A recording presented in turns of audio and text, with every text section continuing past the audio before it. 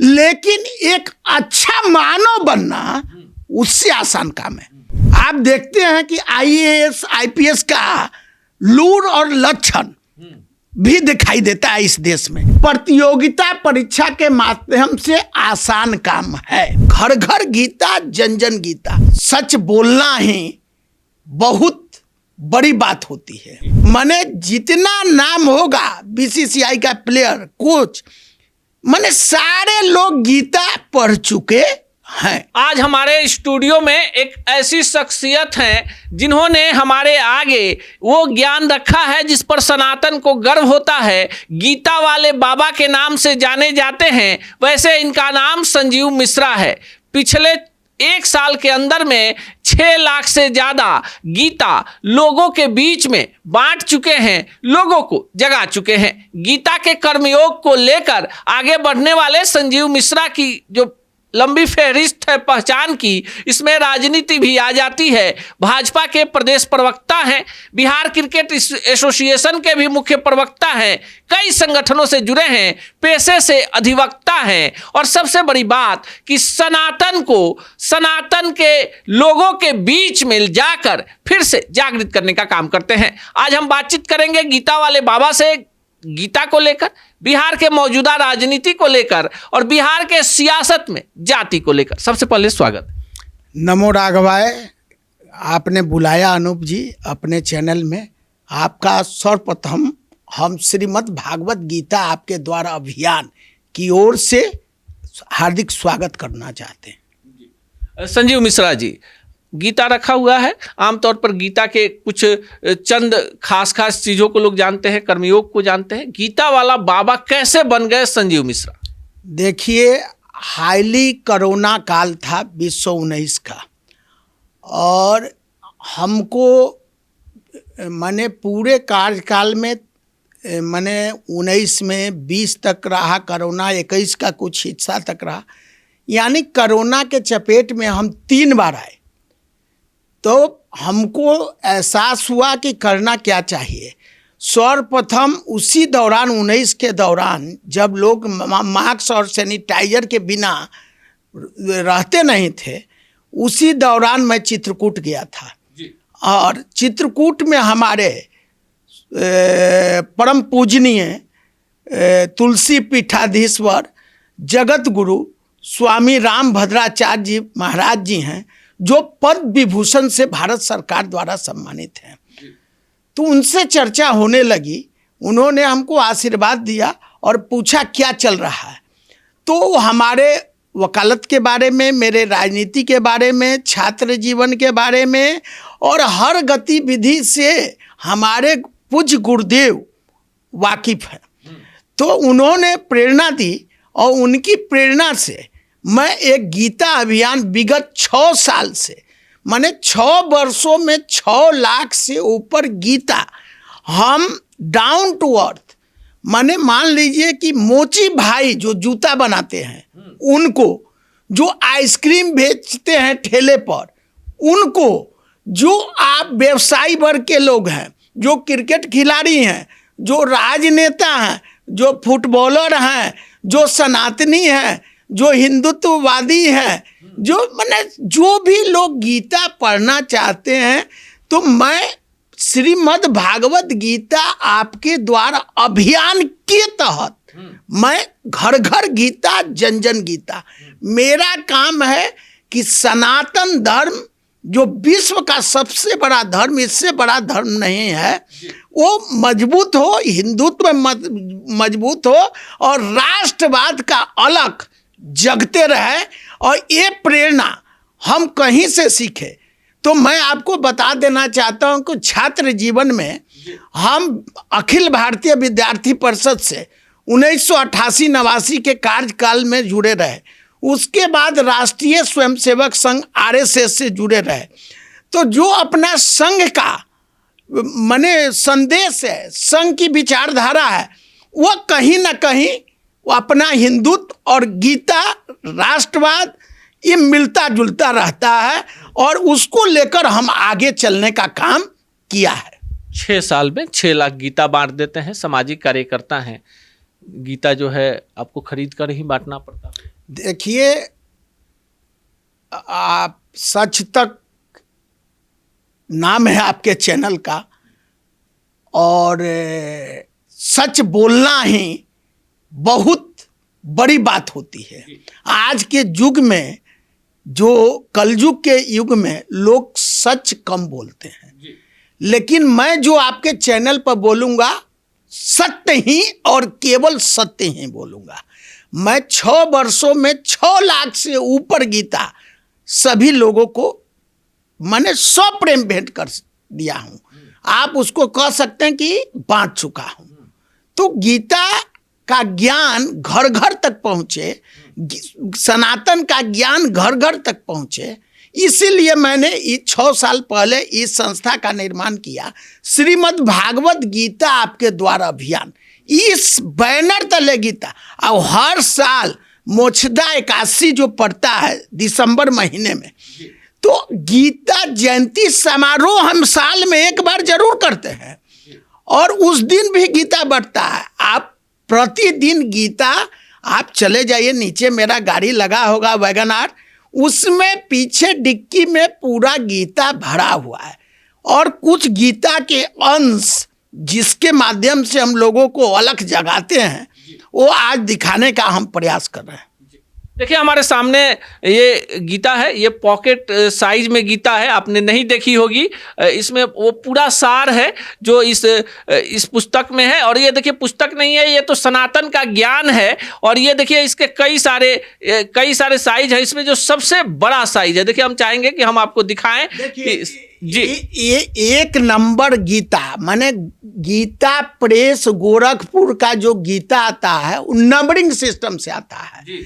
और ये 1 नंबर का श्रीमद् भागवत गीता नंबरिंग कोडिंग से, माने कोड कह सकते हैं। तो ये गीता कोडिंग से चलता है, और कोड पर गीता को लोग जानते हैं। तो इसमें आप कहिएगा कि ये बड़ा वाला गीता में क्या है जो ये इस गीता में नहीं है। तो इसमें है कि बड़े बड़े अक्षर में, और कलरफुल, रंगीन, और इसमें ब्लैक एंड व्हाइट, श्वेत श्याम, माने, लेकिन इसमें भी 18 अध्याय 700 श्लोक, 18 अध्याय 700 श्लोक इसमें भी। तो 1 नंबर वाला गीता मैं दिखाने का प्रयास किया आपको। उसी तरह से मैं दिखा दूं आपको, ये 2 नंबर का गीता है। ये 2 नंबर मैंने कोडिंग से, अभी मैंने आपको कहा कि गीता कोडिंग के अनुसार चलता है, तो ये 2 नंबर गीता है। उसी तरह से मैं आपको ये कहना चाहता हूँ, ये भी श्रीमद् भागवत गीता है, ये 3 नंबर वाला गीता है।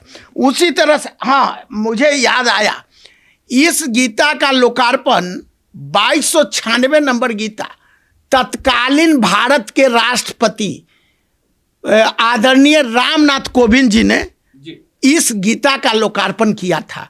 ये आप पता कर सकते हैं, इस गीता का लोकार्पण उन्होंने किया था। और ये 17 नंबर गीता है। ये गीता माने गीता का हर रूप है। ये आप चले जाइए, 1662 नंबर गीता है। तो मैं आपका ये 22, एक पूरे चित्र में आप देखेंगे एक फुल कलर है, फुल कलर, बड़ा अक्षर में, और ये आपको 2267 नंबर गीता है। ये गीता 6 नंबर गीता है। इस गीता को भी मैं ज़्यादा प्रयोग करता हूँ लोगों को स्वप्रेम भेंट करने में।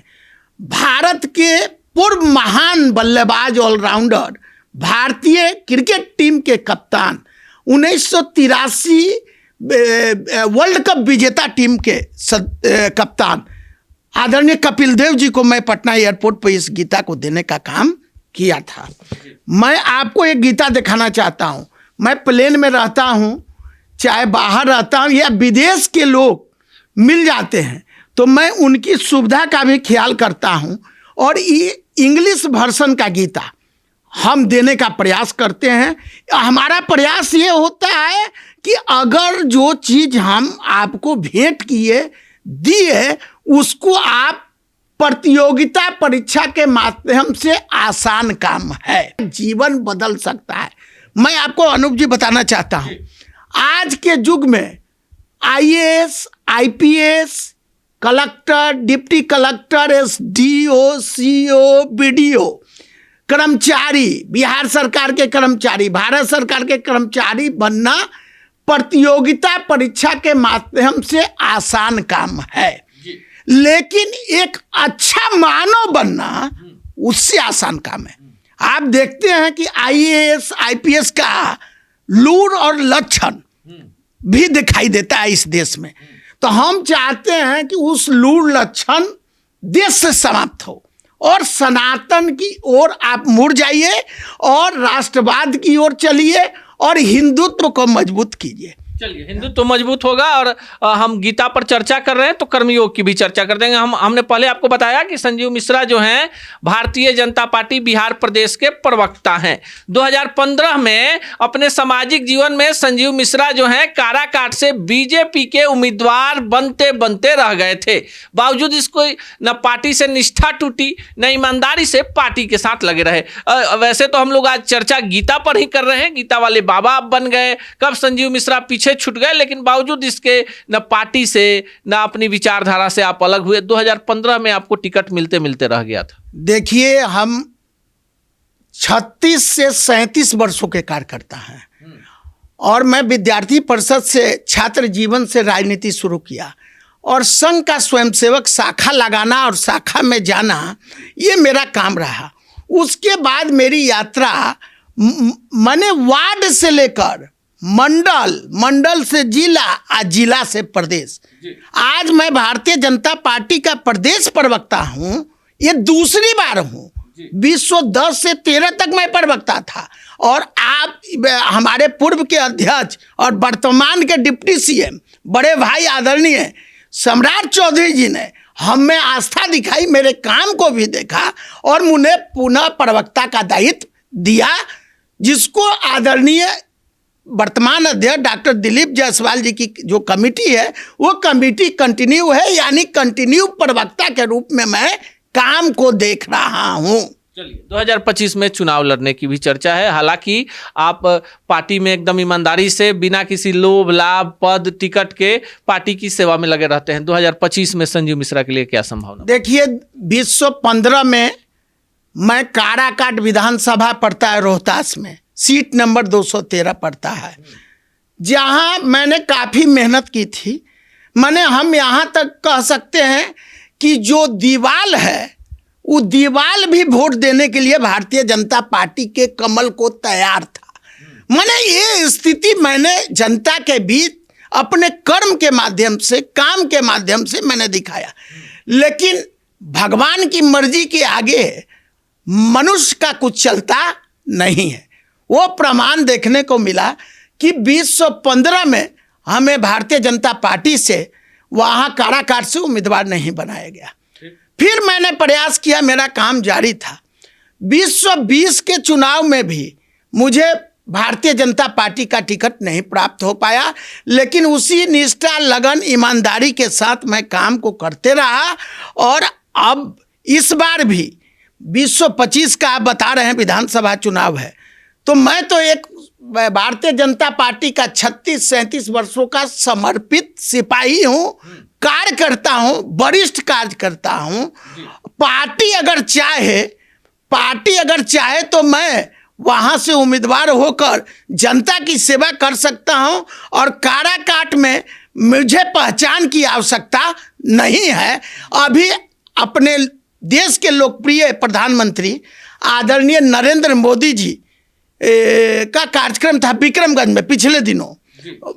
वो विक्रमगंज का इलाका अनुमंडल एसडीओ वहीं बैठते, वहीं पर था और काराकाट विधानसभा की जनता और कार्यकर्ता संजीव मिश्रा से और उनके काम से इतना प्रेम करते हैं कि वो चाहते हैं कि संजीव मिश्रा को भारतीय जनता पार्टी उम्मीदवार बनाए और ये इनका काम अच्छा इस नाते। चलिए, कार्यकर्ता हैं, पार्टी में निष्ठा है, हर कार्यकर्ता चाहता है कि पार्टी उसके काम को देखते हुए मौका दे। 36 वर्षों का सफर है, अब गीता वाले बाबा बन गए हैं। पिछले 4-5 वर्षों के अंतर्गत ये 6 लाख के लगभग गीता बांट चुके हैं। चलते चलते आखिरी सवाल भी पूछेंगे कि बिहार में जो क्रिकेट की अभी रौद देख रहे हैं और जिसमें कई सारे उभरते हुए क्रिकेट के खिलाड़ी आपको नजर आ रहे होंगे, उस लड़ाई को भी पिछले 25 वर्षों से संजीव मिश्रा ने लड़ाई लड़ी और जब पूर्ण अस्तित्व में एसोसिएशन आया तो मुख्य प्रवक्ता बनाए गए। क्रिकेट पर भी कुछ देखिए, क्रिकेट पर मैं कहना चाहता हूं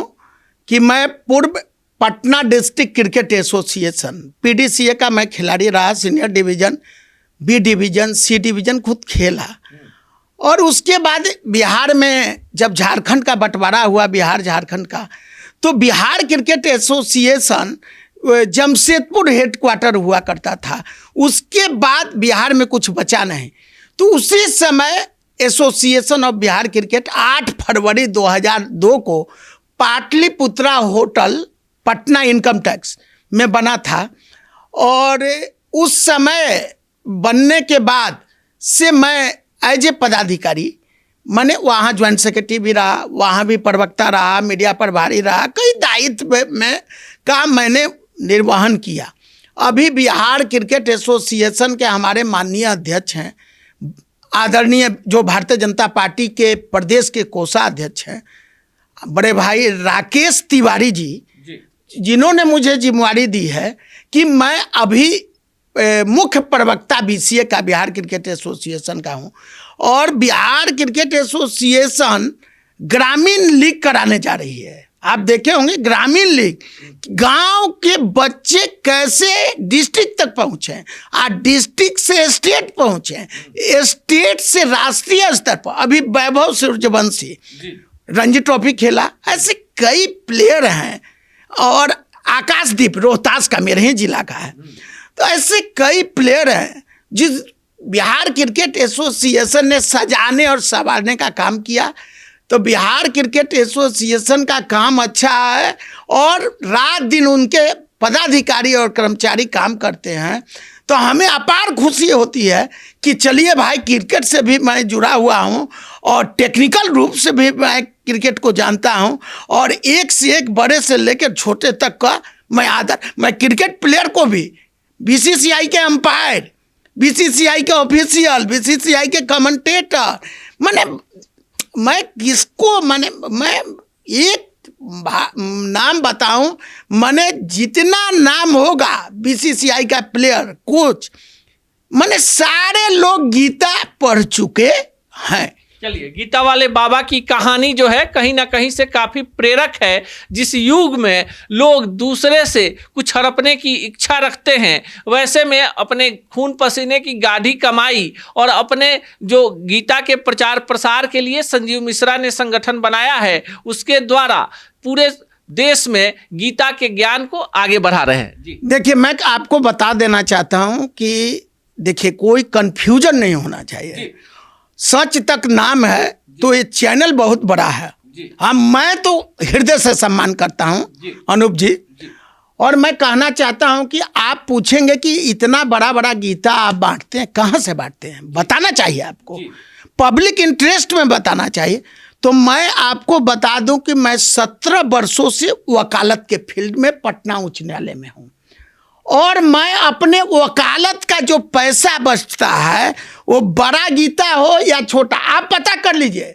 ये गीता मैंने हर वकील का पटना उच्च न्यायालय का, कुछ हमारे माननीय न्यायमूर्ति के हाथों में भी, एडवोकेट एसोसिएशन के लाइब्रेरी में भी गीता, घर घर गीता, जन जन गीता, जो गीता जी का प्रचार प्रसार और जो सप्रेम भेंट करने का काम मैं करता हूं, उसका अर्थ का व्यवस्था 25% अपने आय, जो वकालत के पैसे से आय प्राप्त होता है, उस आय का 25% काम हम भगवान कृष्ण की वाणी को घर घर ईमानदारी पूर्वक पहुंचाने का काम मैं लगा देता हूं।